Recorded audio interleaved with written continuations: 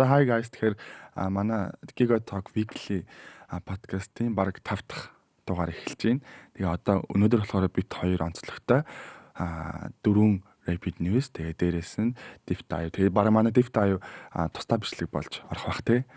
За тэгэхээр хоёлаа энэ 7 өнөөгийнхөө мэдээдээс эхлэе. Тэгээд энэ 7 өнөг ямар мэдээ бэлтэж ирсэн бэ гэдгийг манай Тука ах маань танилцуулнаа.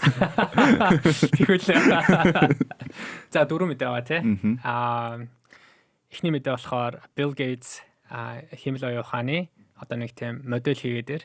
Тэгээд тэр нь болохоор уралдаан зарлаад тэгээд хамгийн сайн одоо хийсэн модельтэй болохоор $1 сая өгөн. Тэрний юуны модель вэ гэхээр Alzheimer гэдэг өвчин байгаа. Тэр өвчнийг одоо эдгэх хэмэл оюун ухааны модель тэрэнд уралдаан яасан байгаа. Зарласан байгаа. Хоёр дахь мэдээ нь болохоор Duolingo гэдэг нэг хэлний нэг тийм апп байгаа тий.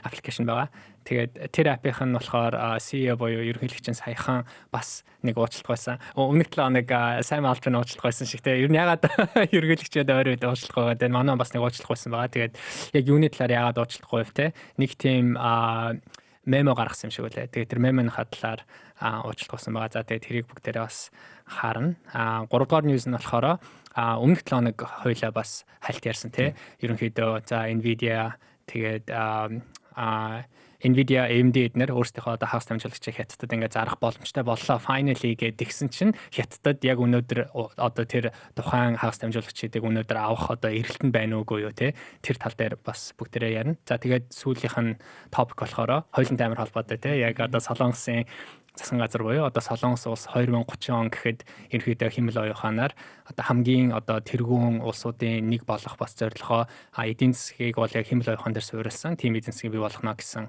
ийм 4 мэдэн дээр байна.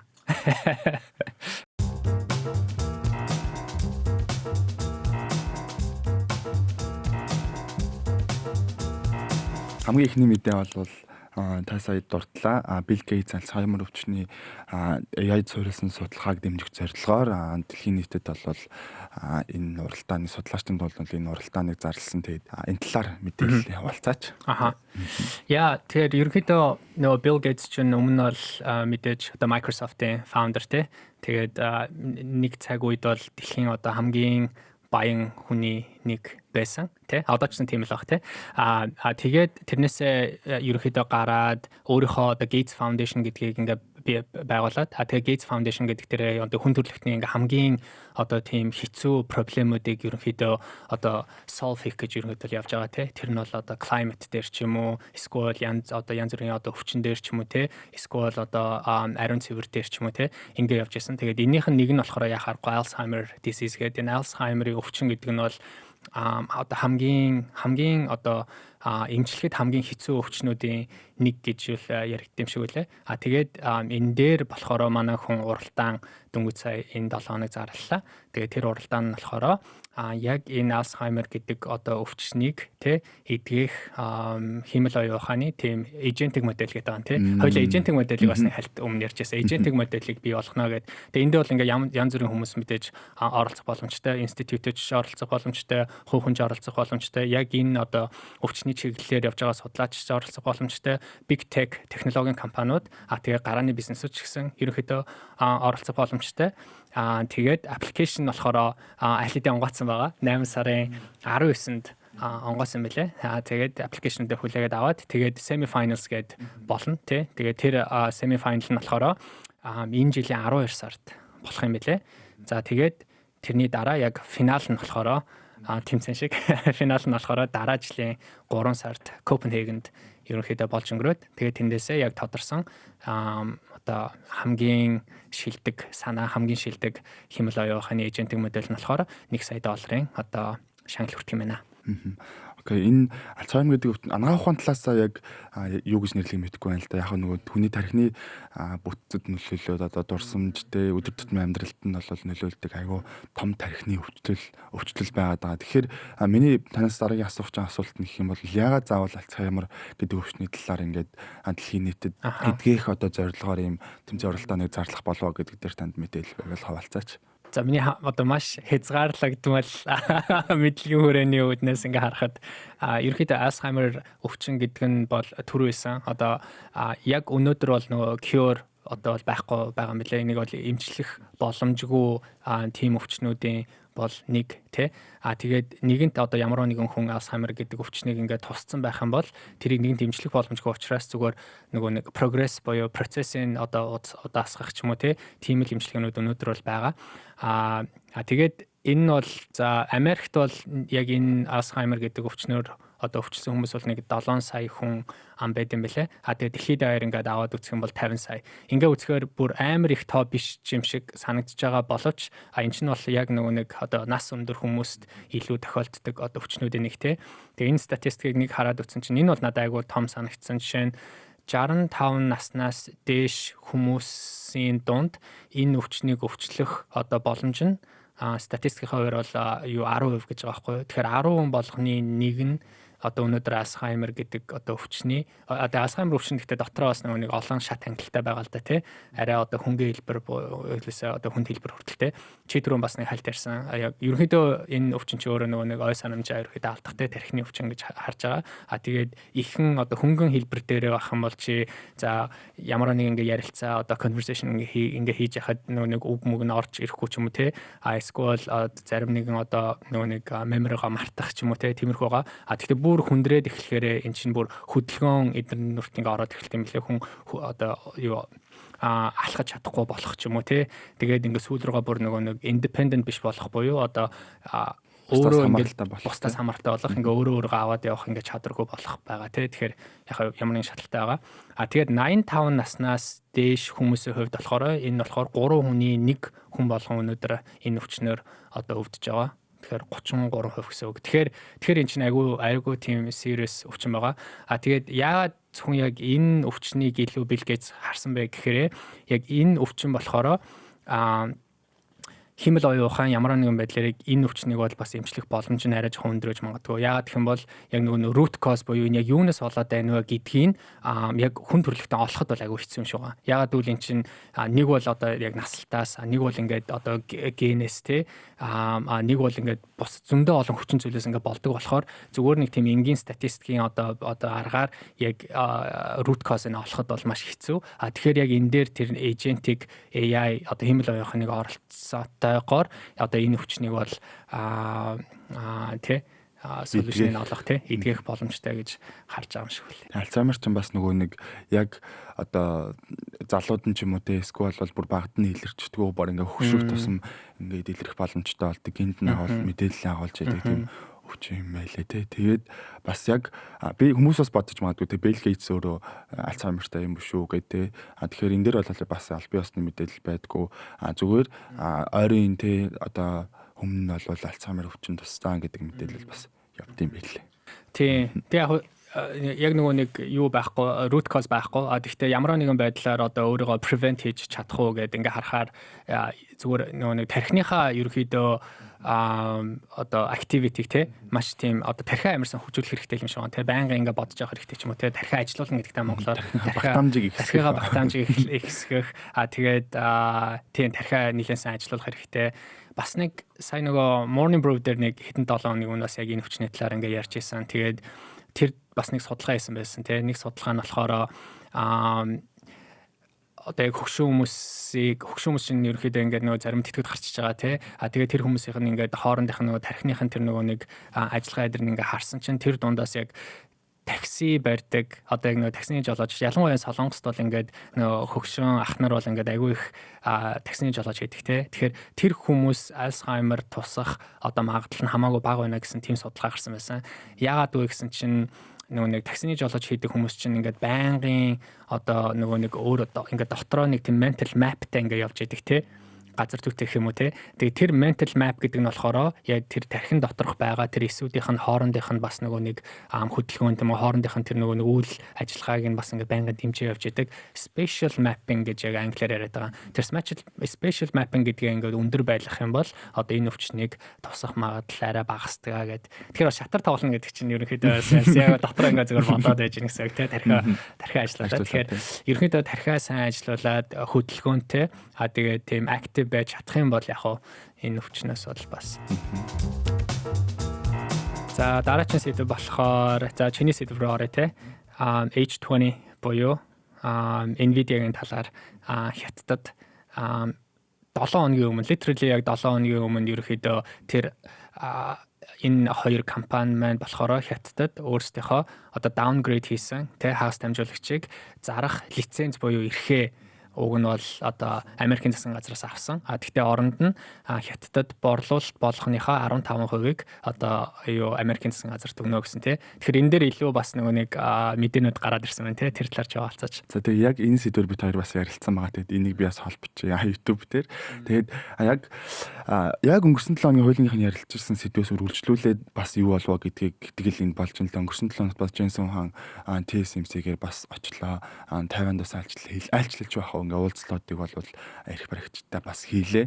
Тэгээ энэ мэдээ хуулиа бол яг Америкийн нэгдсэн улсын засгийн газар талаас нь өнгөрсөн 7 хоногт бол тайлбарсан. Тэнгүүд Хятад бас юу болоод байна гэдгийг би одоо жоохон бэлтгэх зорилгоор тэгээд ер нь Хятад улсад энэ HR загварын чипийг чипийн борлуулалт одоо зогсох уу гэдэг сэдвээр энэ дэлхийн нийт аюул анхаарал хандуулж байгаа юм билэ. Учир нь гэх юм бол за бүр ингээ origin story-г ярих тул үргэлжлүүлэхийн тулд хоёлаа яг ингээд H100, A100 гэдэг одоо чипүүдийг бол 2022 онд Байден засгийн газрын үед бол Хятад руу экспортлох хоргийг нь бол гаргасан. Тэгэхээр яагаад гаргасан бэ гэхээр эн чинь нөгөө Америкийн нэгдсэн улсын засгийн газрын одоо үндэсний бодлого, үндэсний аюулгүй байдал нөлөөлсөн учраас гэж нэг том шалтгааныг тавиад байгаа. Үргэлжлүүлээ downgrade хийлгсэн хувилбарыг нь бас гаргахыг бол хоригдсон. Тэгээд дахиад яг энэтэй зэрэгтэй бол Хятад зориулсан Nvidia бол H20 загварын одоо BlackFlag архитектур суурьтай загварыг бол танилцуулсан ч гэсэн энэ нь бас хоригдсон байгаа тий.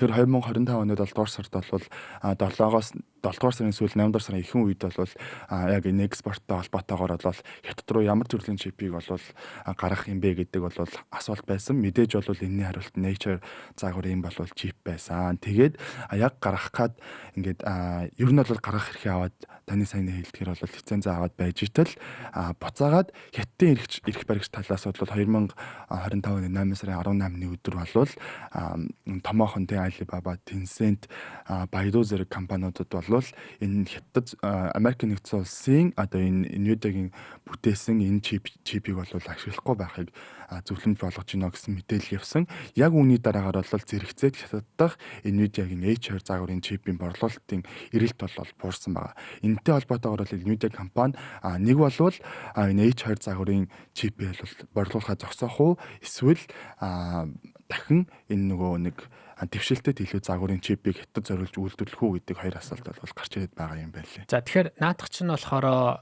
эрэлт багассан гэдэг. Эрэлт багассан гэдэг нь болохоор яг зах зээлийн ингээд эрэлт багассан уу эсвэл яг засгийн газар ингээд яг хатуу хориг тавьсан уу те. Нэг талаасаа яг нөгөө засгийн газар ингээд хориг тавиад тэгээд эрэлт байгаа ч гэсэн одоо тухайн чипүүдийг авах ямарч боломжгүй байна гэж нэг талаас нь харж болно. Нөгөө талаас нь болохоор засгийн газар зүгээр хориг тавьсан гэхээсээ илүүтэйгээр ингээ нэг тийм soft nudge те ер нь зүгээр яг үндснийхээ одоо үйлдвэрлэлийн чипүүдийг аваач гэсэн байдалтайгаар илэрхийлсэн ч гэсэн угаасаа одоо тэр нэг downgrade хийсэн тэр H20 гэдэг чип нь тэгтээ тэргүй одоо үндэсний гаргаж байгаа одоо хагас дамжуулагчдаас угаасаа одоо үзүүлэлтээрээ нэг сайн биш одоо байна уу? Би яг энэ мэдээг уншичаад яг нэг хайлт хамгийн түрүүнд нэг хайлт хийж үзсэн байхгүй. Хятадын засгийн газар H20-ыг ашиглахгүй гэж үү?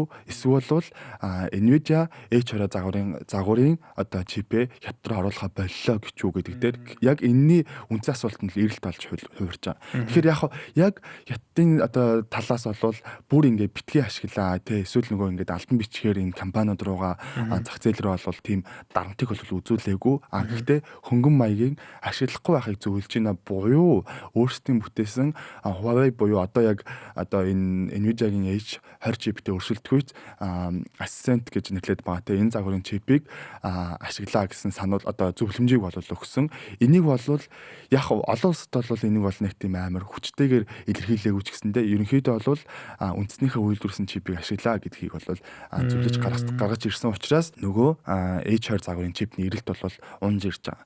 Яг үндсэндээ Хятадын талаас бол ямар шалтгааны үндсэн дээр юуг H20-ыг ашиглахгүй байхыг зөвлөсөн байнгут дахиад нөгөө бид хоёулангийн ярьсан үндэсний аюулгүй байдал мөн дээрсэн дэвшилтэд технологиг бол бүтээхэд H20 чип хангалтгүй байна гэдэг одоо санааг бол илэрхийлсэн. Хоёулаа ингээ яг бодоод үзэнгүүт буцаад ингээ санах юм бол дандаа Америкийн талаас бол харж байсан те downgraded буюу одоо энэ одоо бууруулсан хувилбарыг бол ашиглаа гэсэн зөвлөмжийг өгчээсэн. Гэхдээ нөгөө талаас хятад талаас хараад үзэх юм бол нөгөө AI race гэж яриад байгаа. Нөгөө технологийн өрсөлдөөн гэж яриад байгаа. Өрсөлдөхийн тулд хамгийн одоо дэвшилтэд одоо загварын дэвшилтэд технологийн чипүүдийг бол ашиглах эрсдэл гарна. А нөгөө талаас энэ тал дээр энэ зах зээлээр хамгийн даваа тоглогч буюу Америк энэ экспортоо ингээд хаачгаар хятад бол хамгийн одоо боломжит чипийг бол ашиглах эрсдэл үүснэ. Тэгээд эн чинь өөрөө явж юу болоод байна вэ? Хятад өөрсдийнхөө энэ салбарт өөрсдийнхөө ингээд давмгааллыг харуулж чадахгүй байх одоо үндэслэл болоод байгаамаа. Буюу HR чип чинь тэдний бүтээж байгаа технологид хангалттай хэмжээний нийцэхгүй байна гэдэг санааг бол бас хятадын талаас илэрхийлээд байгаа юм байна. Ингэсний үндсэндээр бол сүүлд үе ялаа 910B гэдэг чипийг бол шинжилсэн хэлбэрээр гаргалаа хятад талаас. Тэгээд энэ нь харин HR чиптэй одоо нэг тийм бараг одоо техник талаас нь мэдэхгүй байна. Гэхдээ нэг тийм айхтар ялгаа байхгүй гэдэг одоо саналыг дэвшүүлсний үндсэн дээр энэ чипийг бол одоо хэрэглэхгүй байх саналыг бол гаргасан юм байна лээ. Тийм ээ. Яг техник талаас баг адилхан байж магадгүй тэгээ үзүүлэлтийн хувьд. Гэхдээ би бас өмнө хоёлаа бас яг энэ тал дээр хальт ярьж байсан. Ерөнхийдөө Nvidia яагаад өнөөдөр одоо хэмэл оюуханы яг энэ чипийн салбарт одоо баг 90% market share-тэй байна вэ гэх тээ. Нийт Nvidia-гийн одоо компани баг 80-90%-ийнх нь нийт орлого нь одоо яг энэ нөгөө нэг AI chip-ээс одоо орж ирж байгаа гэдэг. Тэгээ тэр нь болохоор нэгдүгээрт эхнийх нь бол мэдээж яг энэ нөгөө нэг техник үзүүлэлт одоо hardware нь тий. Тэгтээ software буюу нөгөө CUDA гэдэг байгаа тий. Яг тэр CUDA software дээр ингээд зориулсан зөндөө олон одоо нэг тийм developer ecosystem байгаа. Тэгээ тэр developer ecosystem чинь болохоор яг тэр Nvidia-гийн chip-ийн хийсэн CUDA гэдэг software дээр өөрсдийнхөө ингээд нөгөө application-уудыг ингээд байнгын одоо тэн дээр хийж идэг өөрсдийнхөө хэмэл оюуныхоо модельүүдийг тий байнгын тэн дээр ингээд train хийгээд inference хийгээд явж байгаа. Тэгээд тэрэн дээр яг зориулагдсан нөгөө хэмэл оюухны framework гэдэг байгаа. Tensor, PyTorch гэдэг тий. Тэднэр нь болохоор байнгын яг энэ CUDA гэдэг software дээр ингээд зориулагдсан байгаа даа. Тэгээд Jensen Huang бол яг нэг талаасаа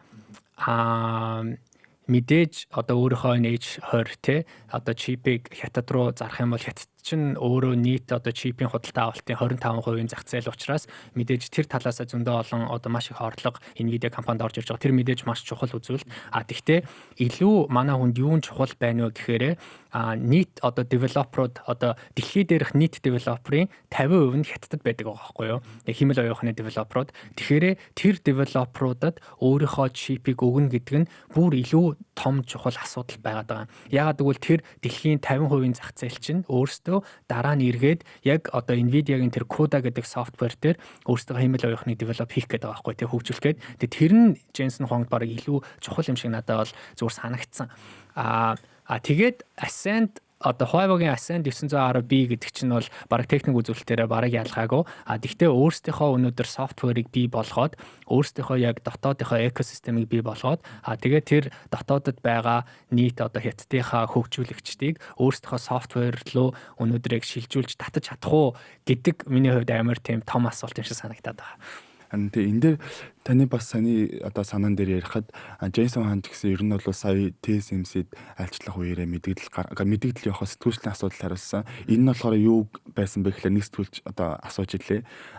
Ер нь бол HR загварын одоо сая ингээд хятад одоо юунд буурчлаа тий эрэлтэнд буурчлаа. Тэнгүүд ер нь бол HR загварын H20 загварын юуг чипийг дахин үйлдвэрлэхээ болох уу? Эсвэл бол дахин дэвшилтэд одоо хятад зориулсан чипийг бүтээх үү гэдэг асуулт тавьсан. Тэгээ Jensen Huang-гийн зүгээс бол бид нар Blackwell буюу одоо одоогийн байгаа хамгийн шилдэг архитектур дизайн дээр суурилсан одоо хятад зориулсан чипийг бол дахин үйлдвэрлэнэ гэдэг санааг бас илэрхийлээд амжсан байлээ. Тэгэхээр Jensen Huang-гийн хувьд бол хятадын зах зээлийг алдахыг хүсэхгүй байна гэдгийг бол илэрхийлж байгаа юм байна гэж бас ойлгосон.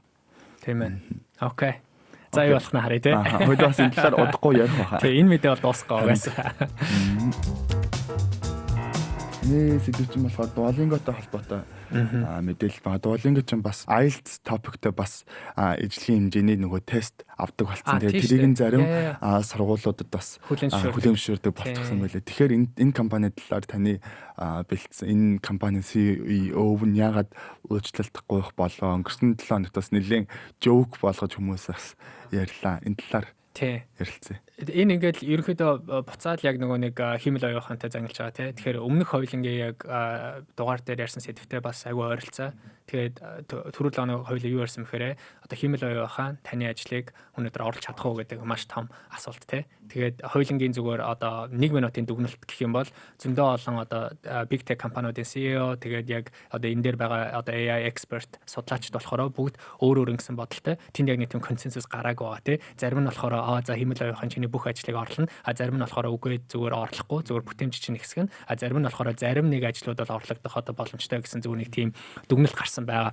Тэгээд тэр одоо Wave-ийн дунд болохоор Duolingo гэдэг компани бас яаж иж байгаад өөрийгөө оролцуулсан байна те. Тэгээд Duolingo-гийн ерөнхийлөгч CEO болохоор 4 сард 2025 оны 4 сард тийм хэдэн сарын өмнө яасан бэ гэхээр яг компанийнхаа ажилчдад ингээд зориулаад нэг тийм мемо гаргасан юм байна тий. Тэр мемог болохоор LinkedIn дээр тавиад ерөөхдөө publicly бүх хүмүүс ч гэсэн бас харах боломжтой байсан. Тэр нь тэгээд амар нэг тийм хүүтэн нэг тийм температур өнгө айстай. Тэгээд нэг мемо нь болохоор зөвхөн нэг 4-5 л өгүүлбэр байгаа байхгүй юу. За тэр өгүүлбэрийн зөвхөн би чамд хальт сонирхуулъя.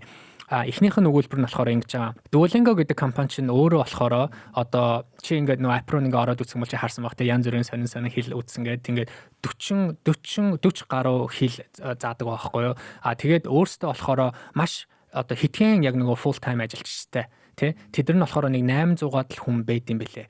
Тэгсэн мөртлөө эн чинь бараг 800 сая долларын орлоготой одоо жилийн орлоготой том компани байгаа байхгүй тий. Тэгээд чи нөгөө нэг free зүгээр ингээд үнгүй ашигладаг эсвэл яг нөгөө нэг үнгүй ашигладаг тий окей. За үнгүй ашигладаг хүмүүс гэх юм бол одоо өдөр болгон нэг 50 сая 46 сая хүн энийг үнгүй ингээ ашиглаад тэр дотроос болохоор 11 сая хүн болохоор яг төлбөрийн төлөө явж байгаа айгүй том технологийн компани байгаа. Яг нэг хүнд одоо нэг ажилтнанд ноогдох орлоготой ингээд одоо харьцуулсан одоо метрикээр бол энэ чинь айгүй өндөр байгаа байхгүй. Бараг нэг хүн 1 сая доллар оруулж ирж байгаа байхгүй юу. 800 сая долларын орлоготой 800 хүн ажилтдаг гэх юм бол тий. Тэгэхээр тэрнээс гадна нөгөө нэг контрактор буюу гэрээт ажилтан бас одоо хэдэн мянгараа байгаа тий. Тэр нь яадаг вэ гэхээр чи 40 хилийг одоо яг тэр хил болгоныхын тэр нөгөө контент руу оруулахын тулд зөндөө олон бас контентууд гарах хэрэгтэй, зөндөө олон одоо дасгал одоо леснүүд тий ингээд гарах хэрэгтэй. Тэдний нь болохоор яг тэр хилэнд нь ингээд зориулсан бас нэг хит роботик биш байдлаар ингээд нөгөө нэг хяналт ингээд тавиад явж явах хэрэгтэй. Зөндөө олон гэрээт ажилтнууд байгаа. Тэгээ тэрэн дээр болохоор тэр мемоных нь эхнийх нь өгүүлбэр нь байсан.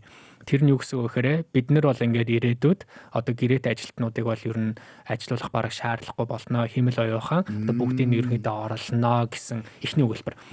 Хоёр дахь өгүүлбэр нь болохоор бид нар яг одоо компани дотроо тий hiring process буюу одоо хүн ажилтан одоо авах тэр процессэнд болохоор хиймэл оюуханыг маш ихээр хэрэглэнэ гэж байгаа.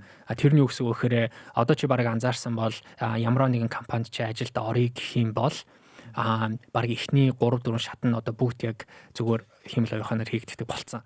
Чиний одоо resume те өөрийнхөө чи анкетаа бүглэл явуулна штэ тэрийг хүн одоо уншихаа байцсан те. За эхний раундд нь оронгууд зүгээр цаанаас чи нэг тийм нөгөө нэг бичигдсэн нэг тийм видео ороод ирнэ. Тэр видеоноос нэг асуултууд асуугаад чи тэрийг хариулаад тэрийг бас нөгөө хянж байгаа нь бас нэг хиймэл оюухан. Ингээ явсараа баг хамгийн сүүлийнхаа final round дээр хамгийн эцэг шатн дээр нэг хүн орж ирээд чамтай ярьцлага өгүүлүүг нь баг тийм болоод байгаа байхгүй юу. Тэгэхээр энийг баг илүү одоо хэрэглэнэ гэсэн хоёр дахь өгүүлбэр байгаа. Гурав дахь өгүүлбэр нь болохоор чи өнөөдөр аль хэдийн Duolingo-д ажилладаг байлаа тий. Тэгэхээр чи одоо юу сар болгон ч юм уу эсвэл одоо quarter болгон тий. Чиний өөрөө чинь одоо үнэлэмж байгаа шүү дээ тий. Performance тэр performance дээр болохоор хиймэл оюуханыг чи хэр ажилдаа одоо ашигласан байна уу гэдгээр нь бас чамайг дүгнэн гэж байгаа ажлын дүгнэлт. Тэгээд дөрөвт нь болохоор одоо чи менежер байлаа гэж бодъё те. Тэгээд чи доороо одоо багтай байлаа. Тэгээд маш их ажил хийдэг байгаад нэмэлт одоо хүн хүчин те. Хүний нөөц одоо өөрийнхөө багт оруулах гэх юм бол чи заавалчгүй одоо дээд шалдаа энэ нэмэлт одоо ресурсыг хиймэл оюухан оролж чадах уугүй юу гэдгийг заавал батлах хэрэгтэй. Оролж чадахгүй гэж баталсан цагт л чи одоо нэмэлт нөөц өөрийнхөө багтаа авах боломжтой гэж хэлсэн байна. Тэгэхээр нэг иймэрхүү дөрвөн маш тийм хүйтэн мэдээ гарсан. За мемо гарсан. Тэгсэн чинь нөгөө public uproar буюу те хүмүүс амар ерөнхийдөө бухимдалтай дургуутсан. Хүмүүс яасан бэхээр айдас одоо бас publicly гарсан те. Энд чи одоо бүх одоо гэрээт ажилтан бүгд ерөнхийдөө ирээдүйд ажилгүй болох юм байна. Duolingo дотор ажиллаж байгаа хүмүүс ч гэсэн одоо маш те хиймэл оюухнаар баг орлогдох боломжтой юм байна гэд тэгээд ерөөхдөө нэг юм дүн сард гарсан байна тий. Тийм яг таны хэлсэн бас санаж нөгөө TikTok тэр маш олон жоохон ингээд юу сүр мэдээлэлүүд явсан шүү дээ. Юуны талаар, Duolingo-гийн талаар тэгээ баг ашиглахаа болцгоё гэсэн. Тэгээд нэг бас юун дээр бүх ингээд ажилчтай халах гэж байгаа мó. Тэгээ Duolingo ингээд бүх ажилчтай ажлаас чөлөөлөх гэж байгаа мó. Өнгөрсөн онд 2024 онд бас Duolingo чинь баг ажилтныхаа ихэнх хэсгийг ингээд халдсан. Тэгээд тэгтээ яага буцаад өнгөрсөн 7 хоногт ингээд уучлалтгүй болчихоо. Тэ ингээд энэ шийдвэрээр бол ер нь бол нэлээд урт хугацаанд явлаа шүү дээ. Тэгтээ яагаад буцаад уучлахгүй болчихоо гэдгээ танаас асуух гэж байна. Тэгэхээр тий энэ 7 хоног уучлах байсан байна. Тэ яагаад вэ гэхээр нөө яхарахгүй одоо Duolingo гэдэг яг компани чинь өөрөө болохоор одоо publicly traded company хувьцаат компани тий. Тэгэхээр хувьцаат компани болохоор ингээд сөргөр нөлөөсөн байсан тий. Тэгэхээр хувьцаа нь болохоор яг энэ үеэр 7-8% унсан юм лээ. Тэгээ хэдэн 10,000 хүн болохоор Duolingo хэрэглэхээ болоод тэгээд яг нөгөө төлбөрөө төлдөг нөгөө subscribe хэрэглэгчтэн ч гэсэн бас тодорхой хэмжээгээр унсан гэд. Тэгэхээр яг одоо эн чинь ерөөхдөө нэг тийм PR crisis ингээ яваад байгаа байхгүй тий. Тэгээд энийг жоохон одоо багасгах гад манай хүн уучлах болсон байсан. Тэгээ уучлахсан гол санаа нь болохоор ерөнхийдөө бол би арай жоохон ингээд тэ хүүтэн байсан байна. Тэгээд мэдээж одоо манай гэрээт ажилчид чинь бол бид нарт ингээ маш чухал хүмүүс. Бид нар бол гэрээт ажилтгийг бол ингээд халахгүй тий. Тим санаатай бол ингээ хэлээгүй гэд. Тэгтээ манай хүн бас өөрийгөө бас жоохон defend бас хийж байгаа байхгүй. Тэр яаж өөрийгөө defend хийж яана гэхээр ер нь бол би амар тийм үнэн одоо нөгөө шудраг одоо honest гэж байгаа. Би бол ингээд шудраг ер нь байгаа шүү. Бусад бүх технологийн компаниуд бол та нарт ингэж одоо publicly хэлэхгүй байгаа болохоос биш. Тэд нэр бүгд ерөнхийдөө миний бодож байгаа гэдээ бас дундуур нас хачуулаад байгаа. Тий хачуулсан байгаа байхгүй юу. Тэгэхээр ерөнхийдөө чи ч гэсэн харж байгаа бусад компаниуд ч гэсэн юм болж байна тий. Microsoft жишээний хоёлаа бас хальт ярьсан тий. Бүх үзүүлэлтүүд нь тий.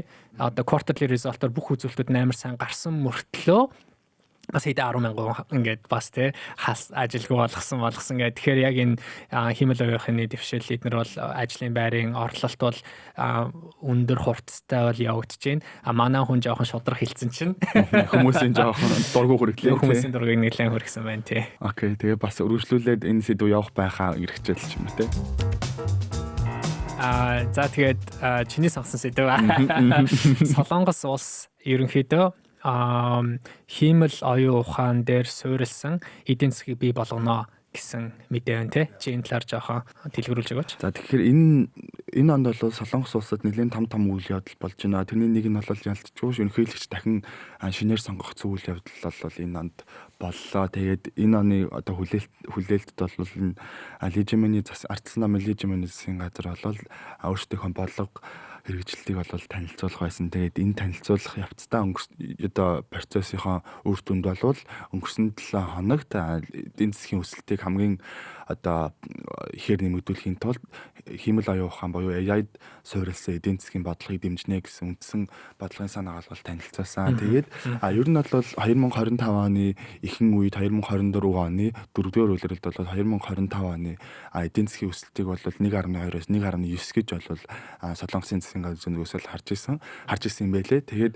энэ бол харьцангуй хийсвэр төсөөлөл болж хувирсан. Энэ оны эхний 2-р хагас гэхэд тэгээд 2025 оны 4-р улиралд бол 0.9 ядаж байлгая гэсэн үндсэн санааг тавьсан юм байлээ. Тэгээд энэнд хүрэх одоо гол гарц нь бол хиймэл оюун ухаан үргэлжлүүлээд 2040 он гэхэд бол эдийн засгийн өсөлтийг хэвээр хадгалах цаашлаад 2% нэмэх үндсэн бүтээгдэхүүн нь бол яалтчгүй хиймэл оюун ухаан юм аа гэсэн санааг бол одоо илэрхийлээд амжсан юм байлээ. Тэгээ би бас Солонгост ирж байхад хамгийн нөгөө эндхийн хүмүүс ч юу ярьдаг гэхээр мэдээж Samsung, SK ийг бол голлож ярьдаг. Тэгээд Chebol гэж ярьдаг лөө.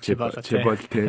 Тэгээд нөгөө эцэд гүрэн гэж ярьдаг тий. Үндсэндээ Солонгосыг бүтээсэн одоо топ одоо салбар гэх юм одоо салбар компани гэх юм бол SK тэгээд Samsung бол ялцчихгүй LG Hyundai. LG Hyundai мэдээж байгаа. Гэхдээ хамгийн том нь гэх юм бол тий. Тэгээд тийм байна. Тийм мэдээлэл бол нийтлэгдсэн. За, окей. За, тэгэхээр бас нэг сонирхолтой мэдээ энэ дотор ингээ харж байхад 2030 он гэхэд хоёулаа ерөнхийдөө сүүлийн дугаарууд дандаа л Америк хятад хин нь ер нь хэмэл оюухан дээр өнөөдөр нэгт байх вэ те хин тэргүүлэх вэ гэдэг энэ race энэ уралдаанд гэхдээ дэлхий чинь энэ хоёроос өөр улсуудаас байд юм шиг байлаа те. Тэгэхээр бас хин нь 3-т орох уу гэсэн бас нэг оролдоо явуулах шиг. Тэгээд Солонгосын хувьд бол 2030 он гэхэд одоо химэл оюун ухаанаараа одоо дэлхийд эхний 3-т орох одоо орон болно гэж бас нэг тийм зорилго тавьсан юм шиг байна тий. Тэгэхээр чи тэр тал дээр юу гэж бодож байна? Чиний харсан үнцэг боломжтой гэж бодож байна уу? Тийм ялч нөгөө одоо энэ K30 гэж нэрлэдэг байгаа тий. Тэгэнгүүт Солонгос ч юм бол технологийн экспортоор бас эдийн засгийнхаа ихэнх хувийг бүрдүүлдэг орон. Тэгээд K30 гэдэг хөтөлбөр буюу энэ K30 одоо Солонгосын 30 салбарыг бол хөгжүүлнэ гэсэн үндсээр 2030 он гэхэд AI-ыг бол хамгийн топ одоо салбар болгоно буюу одоо 3 дэлхийн химэл оюун ухааны 3 дахь эзэнт гүрэн болгоно гэсэн том санааг бол юу яагаад одоо хавчуулаад бас амтсан. Тэгээд ер нь бас бодоод үзэхээр Samsung-ыг оролцуулах юм бол Солонгос улс чинь химэл оюун ухааны зах зээл бас тийм жижигхэн тоглогч бол биш тэ. Хойлоо өмнөх бас сэдвүүд дээр ганц нэгээр дурдж ирсэн. Хамгийн том нь юу вэ нөө гэхээр бусдаасаа ингээд яг ингээ хагас дамжуулагчийн нөгөө нэг ухсарсан одоо бүтээжлэгдсэн тэр юуг бол хийхээс гадна эн чинь нөгөө санах хой буюу одоо энэ хагас дамжуулагч хийхэд хамгийн том идэвхтэй одоо цөмөр оролцож байгаа тэр дамжуулагчаар бол нэлээд том зах зээлийг эзэлдэг. За DRAM буюу одоо энэ компьютерийн санахын чиглэлд бол бараг дэлхийн зах зээлийн 70%-ийг бол дангаараа буюу Солонгос улс дангаараа илэрхийлдэг. Тэгээд энэ ч утгаараа бодоод үзэх юм бол яг Солонгос улс чинь өөрөө энэ технологийн болон хагас дамжуулагчийн санахын чип үйлдвэрлэлийн экспортоор бас өрсөлдөх боломжтой буюу энэ 3 дугаар байрыг бол эзлэх боломжит компани байна гэж бол би хараад байгаа. Тэгээд гэтээ та ингээ бодоод үзэхээр Солонгостой бас 3 дахь одоо зах зээл дээр өршөлдөх боломжтой улс нь юу байгаа? Миний бодлоор Япон болон Европ гэж харж байна. Таны бодлоор? Миний бодлоор уусаа Солонгос гэж бодож штэ. 3-т ер нь өөр хэм байх юм тий. Яг хоо Тайван байж магадгүй. Хоёулаа 2 дугаарын өмнө Америкийн химэл оюун ухааны action plan-ыг ярьсан тий. AI plan. AI plan-ыг ярихдаа 3 хэсэгт хуваасан тий. Эхнийх нь болохоор экосистем, хоёр дахь нь болохоор дэд бүтц буюу одоо infrastructure тий. Тэгээ гурав дахь нь болохоор за юу ч байлаа. Тэгэхээр энэ 3 сэдвээр ингээ ярьж байхдаа нөгөө нэг нийлүүлэлтийн хэлхээ гэж ярьсан тий. Supply chain тий. Тэгэхээр ер нь AI гэдэг бүтээгдэхүүнийг ингээ бий болгохын тулд одоо supply chain нь ямар байх вэ гэд тавилд нөгөө бүх югаар нь ярьсан тий. За түүхийд, за Солонгос түүхийд нь байхгүй ч магадгүй. Хоёр дахь нь болохоор яг нөгөө нэг химэл байханы chip тий. Тэгэхээр chip дээр бол яхаарахгүй манай Солонгос улс бол тэргүүлж байгаа тий. Жишээ нь бол chip болохоор дотор ингээ хоёр бааж болно тий. Яг химэл оюун ухааны одоо chip гэн нөгөөх нь болохоор химэл оюун ухаанд зориулсан high bandwidth memory гэдэг HBM гэдэг байгаа тий. Тэгэхээр HBM дээр бол одоо манай компани Samsung, SK Hynix бүгд айгу тэргүүлж явж байгаа. Бид нар болохоор тэр NVIDIA-ийн лицензийг одоо авах гээд permit-ийг авах гээд явж байгаа. Саяхан нөгөө хинтээ Elon Musk-тэй тий 16.5 тэрбум долларын тий chip manufacturing plant одоо Tesla-гийн бүх одоо машинуудын тэр одоо chip-ийг бас ингээ үйлдвэрлэнэ хангана гэд гэрээ байгуулсан. Тэгэхээр яг энэ одоо дид бүтцийнхаа яг энэ чип нийлүүлэлт хэсэг дээр бол бид нар бол яхаарахгүй том тоглогч гэж бол харж байгаа тий. Тэгээд тэр чинь ингээ явсаар агаад яг нэг хэрэглэгчдээр ороод ирнэ штэ. Хэрэглэгчд өнөөдөр химэл оюухны яаж хэрэглэж ийнэ? Одоо түгэлтийн сууг гэж бас харж болно тий. Distribution channel ингээ харах юм бол компьютероос өнөөдөр ChatGPT хэрэглэж болж байна, утаснаас хэрэглэж болж байна. Тэгэхээр яг утасны зах зээл буюу device based химэл оюухан гэж ярьж байгаа байхгүй юу? Device based AI гэдэг тэрэн дээр бол өнөөдөр iPhone юм уу тий? Эсвэл одоо Galaxy phone гэдэг тэрэн дээр ингээд Солонгосын мэдээж Samsung-ийн утаснууд ингээд ороод ирж байна. Тэгэхээр ерөөхдөө зүгээр ингээд хараад үзэхээр throughout the supply chain ер нь бол одоо энэ улсын тоглолт маш их байгаа хэмэл оюухан дээр. Тэгэхээр би бол яагаад 3 ер нь баг өөр хин 3-т орох юм бэ гэж барыг харж байгаа. Тайван гэж магадгүй. Япон maybe not тий. Яа. Тийм би бас буруу санааг бодлол энэ Азийн хятад дахь нөгөө нөлөөллөг багасгахын тулд Тайван тэгээд Япон, Солонгос нэг нь ямар улс байсан бэлээ. Дөрөв улс нийтээ Солонгост нэг бас энэ арга дамжуулагч үйлдвэр барьж байгаа гэж унсан санагдаад байна. Тэгээд утгагүй бас ашиглалтанд орно гэж хэлсэн. Тэгээд бас Солонгос улсын төвөөс энэ дээр бас хөрөнгө оруулалтаа бас нэмж байгаа юм байлээ. 2026 он гэхэд бол 35 гаруй тэрбум вон буюу 25.2 тэрбум долларыг бол энэ аюулгүй өсгөж байгаа юм байлээ. Хөрөнгө оруулалтаар бол өсгөж байгаа юм байлээ. Тэгээ энийг бас бодоод үзэх юм бол энэ чинь төсвийн нэг ойролцоогоор 5-аас 1.6% байгаа. Тэнгүүт яг хуу Америк бол дүнгээр илүү 200-аас 300 тэрбумтэй одоо батлагдсан таагаар те. Гэхдээ Америкийн төсвийн хэдэн хувь байна вэ гэх тэнгүүт нэг 2.2-оос 2.9. Тэгээ бас ингээ хуваар нь харьцуулаад үзэх юм бол нийт төсвийн 5% гэдэг чинь нэлээ их хувь байгаа даа. Тэгэхээр энэ дээр бас нэлээн одоо үүрэгтэй болохыг хичээж байгаа гэж харагдаж байгаа. Sounds good. Okay. Тэгээ удахгүй соёлоос үргэлжлүүлээ Солонгосын талаар бас дараагийн сэдвүүд дээр нэлээ ярих байх гэж бол харж байна. Босод яг cover хийгээд хүмүүсээс хятадыг яриачаа гэдэг байгаа. Тэгээ хятад бас нэлээд том сэдв болж гарч ирж байгаа. Энэтхийг хойлоод марцсан байна жишээ нь тий. Энэтхийг бол бас маш том тоглогч болох боломжтой байгаа. Тий. Окей. За энэ 7 хоногийн ньюсэд ингээд дуусж байна. За, окей. Удахгүй бас удахгүй энэ 7 хоногт хоёулангийнх нь бас одоогийн ярих нөгөө deep dive Google-ийн талаарх ярилцлага орно. Тэгээ энэ 7 хоногийн хагас өдөр үргэлжлүүлээд орчин. Тэрийг бас үзээрэй тий. За тий. Окей. За баярлалаа. За баяртай.